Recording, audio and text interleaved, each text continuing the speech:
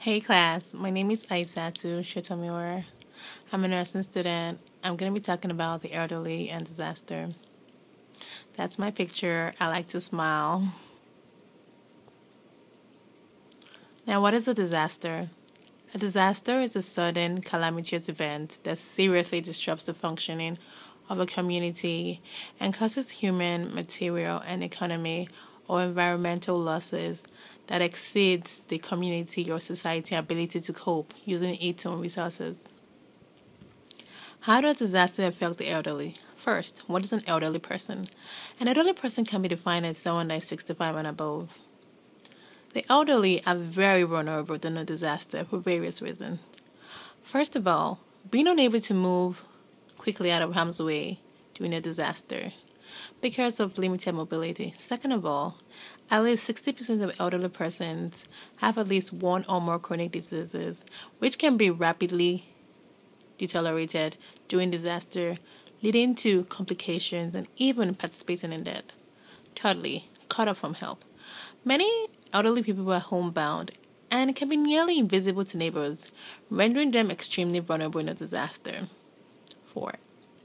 Older people are less likely to follow evacuation orders. Most elderly people have sentimental attachment to their house and properties and want to protect them. Now, let me give you some examples where the elderly people are considered as very vulnerable during a disaster.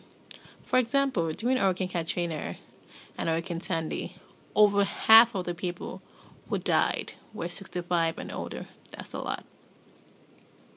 Now, we can't talk about problems without finding out ways to fix it. So, an article I read by Wellington recommended that walking into churches and community environments to estimate how many elderly people live in neighborhoods that are vulnerable to disaster. Second, older persons should be taken into consideration into disaster planning and their special health needs because the elderly persons are usually not adequately addressed in disaster situations. In summary, the elderly and disaster is a topic that should be adequately addressed when planning and emergency planning operations due to the various reasons I stated earlier. They obviously need more help and attention. An emergency planning operation is not complete if all members of the population is not taken into consideration. And here is a picture of an elderly person being helped out during a disaster. And here are my references. I hope you enjoyed my presentation. If you have any questions, ask me. Thank you very much. Thank you for watching.